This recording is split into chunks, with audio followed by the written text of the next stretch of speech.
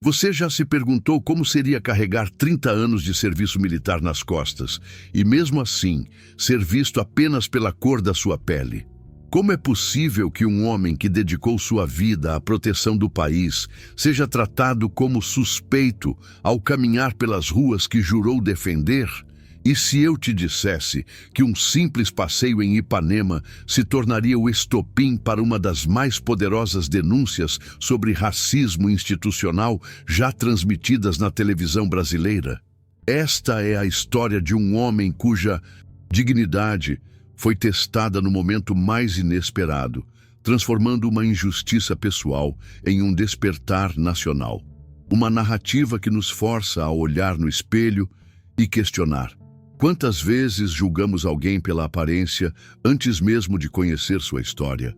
O sol de janeiro aquecia as calçadas de Ipanema quando o coronel Antônio Silva decidiu fazer uma caminhada rotineira até a padaria. 30 anos de carreira militar haviam ensinado a ele que a disciplina se manifesta nos pequenos gestos diários. A postura ereta, o passo firme, o olhar sereno que encara o mundo de frente. Aos 52 anos, carregava consigo não apenas a experiência de quem comandou batalhões, mas também a sabedoria silenciosa de quem aprendeu a navegar pelas complexidades de ser um homem negro em posições de liderança. Naquela manhã, uma sacola de papel pardo balançava levemente em sua mão direita. Dentro dela, apenas pães frescos e um jornal. Símbolos mundanos de uma vida comum que ele tentava cultivar longe dos quartéis. Mas o destino havia preparado uma lição diferente para aquele dia ensolarado. Conte pra gente nos comentários de onde você está assistindo e qual foi a história aqui do canal que mais te marcou até agora. Adoro ler cada uma das suas mensagens. Elas me inspiram a continuar trazendo essas narrativas que precisam ser contadas. O encontro que mudaria tudo. A abordagem começou como tantas outras que ele havia testemunhado ao longo da vida, mas nunca experimentado na própria pele com tamanha intensidade. 2 policiais militares se aproximaram com aquela postura que ele reconhecia bem. A cautela excessiva, mascarada de procedimento padrão. O mais jovem apontou para a sacola com um movimento de queixo que dispensava palavras. Documentos, disse o mais experiente, sem estabelecer contato visual, como se estivesse cumprindo um protocolo automático. Antônio parou. Por um instante, sentiu o peso de 3 décadas de fardamento se chocando contra a realidade nua de sua pele negra, caminhando por um bairro nobre. Respirou fundo, permitindo que a serenidade militar se instalasse em seus gestos. Sabia que aquele momento definiria muito mais do que uma simples revista pessoal. Claro, respondeu com voz calma, enquanto discretamente acionava a câmera do celular. Uma lição que havia aprendido com os próprios filhos. Em tempos de incerteza, a verdade precisa de testemunhas. O diálogo que se seguiu foi uma dança delicada entre a autoridade questionada e a dignidade preservada. Antônio apresentou seus documentos com a mesma precisão com que executava a continência. Cada movimento calculado, cada palavra medida.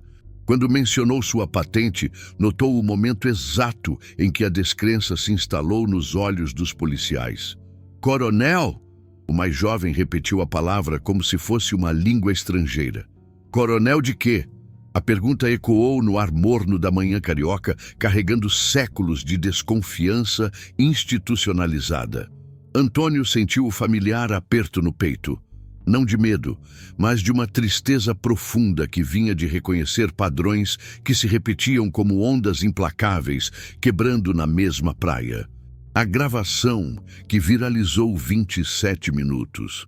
Foi o tempo que durou toda a abordagem, cada segundo documentado pela câmera trêmula do celular de Antônio. 27 minutos em que sua credibilidade foi sistematicamente questionada, sua identidade desafiada, sua humanidade reduzida a estatísticas e preconceitos. Durante todo o processo, manteve a postura militar, respondendo às perguntas com paciência quase pedagógica.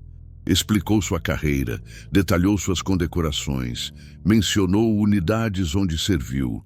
A cada informação fornecida, via a resistência inicial dos policiais se transformando lentamente em constrangimento.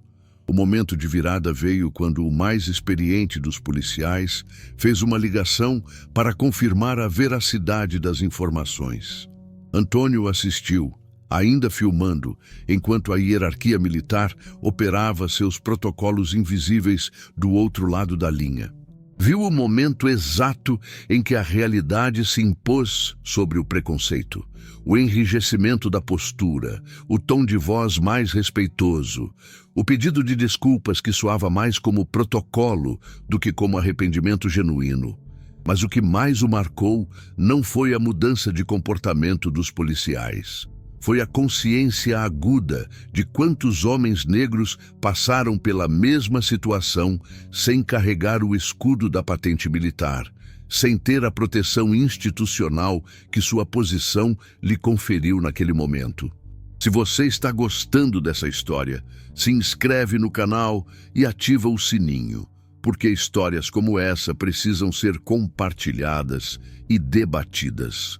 Ajuda a fortalecer nosso trabalho de trazer narrativas que realmente importam. A decisão de compartilhar. Naquela noite, Antônio assistiu ao vídeo dezenas de vezes. Cada replay revelava novos detalhes. O olhar de curiosos que se formou ao redor da cena, a forma como sua própria voz permaneceu firme apesar da situação, os momentos de tensão que poderiam ter escalado de forma perigosa.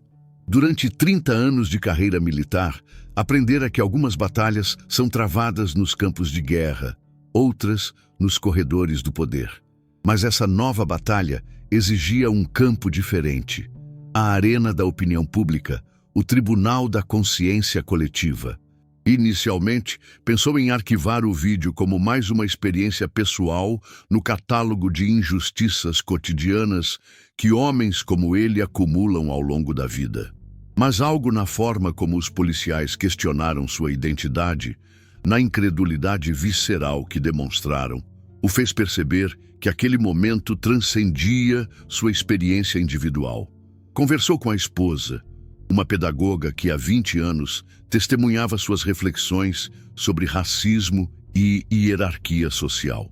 Ela foi quem disse as palavras que o fizeram tomar a decisão. Antônio, quantos coronéis negros você conhece e quantos homens negros sem essa proteção passam por isso todos os dias? Foi ela quem sugeriu compartilhar o vídeo nas redes sociais, começando por um grupo fechado de militares negros, uma rede informal que se formara ao longo dos anos como espaço de apoio mútuo e discussão sobre desafios específicos que enfrentavam na corporação. O despertar digital.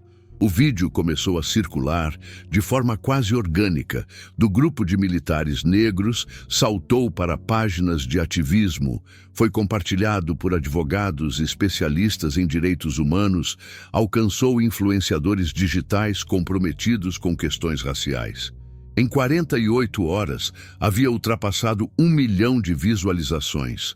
Mas não foram apenas os números que impressionaram Antônio. Foram os comentários. Centenas de relatos similares de homens e mulheres negros que reconheceram na sua experiência os ecos de suas próprias vivências.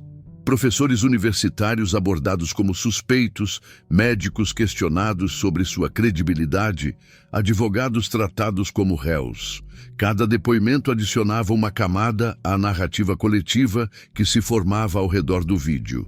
O que começara como o registro de uma injustiça pessoal se transformava em um mosaico poderoso sobre racismo estrutural no Brasil. Entre os comentários, um chamou especialmente sua atenção. Era de Maria Fernanda Santos, jornalista investigativa conhecida por suas reportagens sobre justiça social. Ela pedia para conversar com ele, mencionando interesse em aprofundar a discussão em seu programa de televisão. O convite que mudaria a narrativa. A ligação de Maria Fernanda veio numa quinta-feira à noite. Sua voz carregava a urgência de quem reconhece uma oportunidade de dar voz a questões importantes. Explicou que acompanhava seu caso desde o primeiro dia de viralização e via nele uma oportunidade única de discutir racismo institucional com alguém que conhecia o sistema por dentro. Coronel, disse ela, sua história representa algo maior. Você tem credenciais que obrigam as pessoas a escutar, uma posição que dá peso às suas palavras. Isso é raro e poderoso. Antônio hesitou. 3 décadas de carreira militar o haviam ensinado a valorizar a discrição, a resolver conflitos internamente, a evitar exposição desnecessária. Mas também o haviam ensinado sobre responsabilidade, e ele começava a perceber que tinha uma responsabilidade que transcendia sua zona de conforto. Aceitou o convite para participar do programa Brasil em Debate, que iria ao ar na terça-feira seguinte. 5 dias para se preparar para uma conversa que sabia que mudaria sua vida para sempre. Durante esses dias, recebeu dezenas de mensagens de apoio, mas também algumas de desencorajamento. Colegas militares preocupados com possível politização da questão, amigos temendo represálias institucionais, familiares receosos da exposição. Mas também recebeu centenas de mensagens de encorajamento de pessoas comuns que viam nele a possibilidade de uma voz autorizada falar sobre experiências que elas viviam silenciosamente. A preparação para o grande momento. Antônio passou o final de semana revisitando sua própria trajetória. Folheou álbuns de família, releu condecorações, conversou com veteranos negros que haviam enfrentado desafios similares em diferentes épocas da história militar brasileira. Cada conversa adicionava perspectiva à sua compreensão do momento que estava vivendo. Um coronel reformado que servira nos anos 80 contou sobre as barreiras invisíveis que enfrentara para ascender na hierarquia. Uma tenente-coronel contemporânea compartilhou experiências sobre o duplo fardo de ser mulher e negra em ambiente militar. Essas conversas o fizeram perceber que sua experiência individual era simultaneamente única e universal. Única em suas especificidades, universal em seus padrões. Começou a entender que o vídeo havia tocado uma ferida coletiva, porque representava visualmente algo que milhões de brasileiros negros experimentam cotidianamente. O questionamento constante de sua legitimidade, a necessidade de provar repetidamente sua credibilidade. Na segunda-feira que antecedeu o programa, fez algo que não fazia há anos. Rezou, não por proteção ou sucesso pessoal, mas pela sabedoria para encontrar as palavras certas, para representar dignamente não apenas sua experiência, mas a de todos aqueles que não teriam a oportunidade de falar para uma audiência nacional. O programa que parou o país terça-feira, 20h30. Antônio ajustou a gravata pela última vez antes de entrar no estúdio. 30 anos de comando militar não haviam preparado completamente para aquele tipo de exposição, mas haviam ensinado a importância de manter a compostura sob pressão. Maria Fernanda o recebeu com a seriedade respeitosa de quem compreende a magnitude do momento. O estúdio, com suas luzes intensas e câmeras impostas, poderia ter intimidado, mas Antônio se concentrou na oportunidade de transformar experiência pessoal em reflexão coletiva. A entrevista começou com a exibição do vídeo. Assistir àqueles 27 minutos em uma tela grande, sabendo que milhões de brasileiros estavam tendo a mesma experiência simultaneamente, criou uma sensação surreal. Era como ver sua vida sendo dissecada publicamente, cada detalhe analisado sob a lente da consciência nacional. Quando Maria Fernanda fez a primeira pergunta, como o senhor se sentiu naquele momento? Antônio respirou fundo e escolheu a honestidade absoluta como estratégia. Maria Fernanda já começou. Naquele momento senti algo que espero que nenhum brasileiro precise sentir. A humilhação de ter sua dignidade questionada não por seus atos, mas por sua aparência. Mas também sentia a responsabilidade de representar todos os homens e mulheres negros que passam por isso diariamente, sem ter a proteção que minha patente me ofereceu. A revelação que chocou a nação. Durante os 40 minutos de entrevista, Antônio compartilhou não apenas os detalhes da abordagem, mas contextualizou a experiência dentro de uma narrativa mais ampla sobre racismo institucional no Brasil. Falou sobre colegas negros que abandonaram a carreira militar devido a episódios similares, sobre a solidão de ser frequentemente o único oficial negro em posições de comando, sobre a responsabilidade extra que sentia de ser um exemplo para jovens negros que consideravam seguir carreira militar. O momento mais impactante veio quando Maria Fernanda perguntou sobre as implicações mais amplas do episódio. Antônio pausou, olhou diretamente para a câmera e disse algo que seria repetido em manchetes por semanas. Quando um coronel com 30 anos de serviços prestados ao país é tratado como suspeito por carregar uma sacola de pão, precisamos nos perguntar: que país é este que construímos? Que instituições são estas que dizemos representar nossos valores? E, principalmente, que futuro estamos preparando para nossos filhos? A frase reverberou imediatamente nas redes sociais. Antes mesmo do programa terminar, que passe este se tornava trending topic nacional, com milhares de brasileiros compartilhando suas próprias experiências de discriminação racial. O impacto imediato. Nas horas seguintes ao programa, Antônio experimentou algo completamente novo: ser reconhecido na rua não por sua patente militar, mas por sua coragem em expor uma verdade desconfortável. Pessoas comuns o abordavam para agradecer, para compartilhar suas próprias histórias, para expressar esperança de que sua fala pudesse gerar mudanças reais. Mas também enfrentou resistência. Recebeu críticas de setores que interpretaram sua fala como vitimização ou divisão racial. Alguns colegas militares expressaram desconforto com o que viam como exposição desnecessária de problemas internos da corporação. Essas reações apenas confirmaram para Antônio a importância do que havia feito. As críticas vinham exatamente dos lugares onde a conversa sobre racismo era mais necessária. Espaços onde a negação ou minimização do problema perpetuava sua existência. O comando militar inicialmente manteve silêncio oficial sobre o episódio, mas gradualmente começou a sinalizar mudanças. Seminários sobre diversidade e inclusão foram programados, protocolos de abordagem policial foram revisados, canais de denúncia para discriminação interna foram criados. A transformação pessoal. Para Antônio, o período pós-programa foi de intensa reflexão. Descobriu-se numa posição que nunca havia buscado, porta-voz involuntário de uma causa que sempre o tocara pessoalmente, mas que agora demandava posicionamento público constante.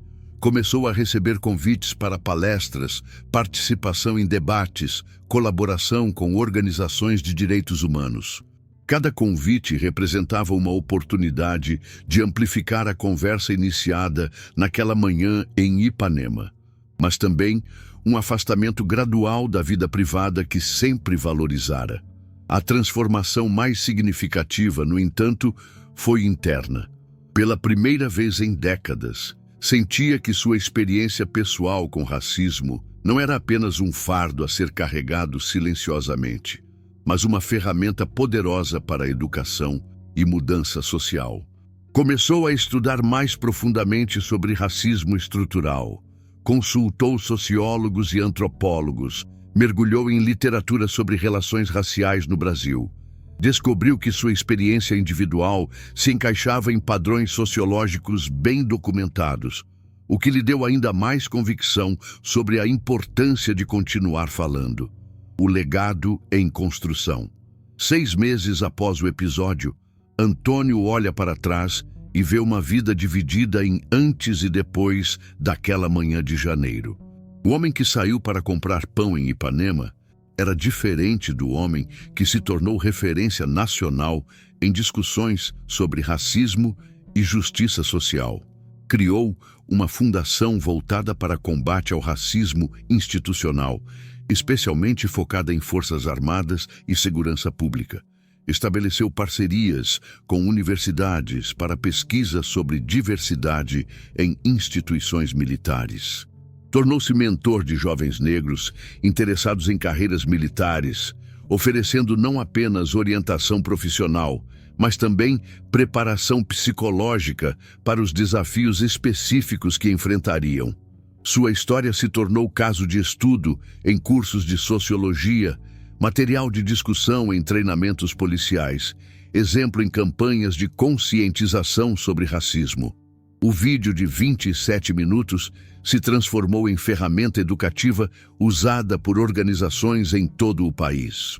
Mas talvez o impacto mais significativo tenha sido pessoal, em cada pessoa que se sentiu encorajada a denunciar discriminação, em cada policial que repensou seus preconceitos, em cada jovem negro que viu na figura de Antônio a possibilidade de ocupar espaços tradicionalmente negados. E aí, o que você achou dessa história? Deixa nos comentários qual parte mais te marcou e como você acha que podemos, juntos, contribuir para um país mais justo. Se você conhece alguém que precisa ouvir essa história, compartilha o vídeo, porque transformação social acontece quando expandimos essas conversas importantes. E não esquece de se inscrever no canal para não perder as próximas histórias que vão te fazer pensar e sentir. A história do Coronel Antônio Silva nos lembra que mudança social frequentemente começa com um indivíduo corajoso o suficiente para transformar injustiça pessoal em reflexão coletiva. Sua experiência em Ipanema poderia ter permanecido como mais um episódio de racismo cotidiano, arquivado na memória pessoal e compartilhado apenas em círculos íntimos. Mas a decisão de gravar, de compartilhar, de aceitar o convite para falar publicamente, transformou uma manhã de humilhação em um momento de despertar nacional. Mostrou que, às vezes, a mudança que o mundo precisa começa com alguém disposto a ser vulnerável em público, a transformar dor pessoal em educação coletiva. A caminhada para comprar pão terminou. A jornada para um Brasil mais justo apenas começou, e ela continua cada vez que alguém assiste a este vídeo, reflete sobre seus próprios preconceitos, questiona estruturas injustas ou simplesmente reconhece a humanidade plena de cada pessoa, independentemente da cor de sua pele. Porque é isso que histórias como a do Coronel Antônio nos ensinam, que a dignidade humana não é negociável, que a justiça exige coragem e que, às vezes, uma sacola de pão pode carregar o peso de transformar uma nação.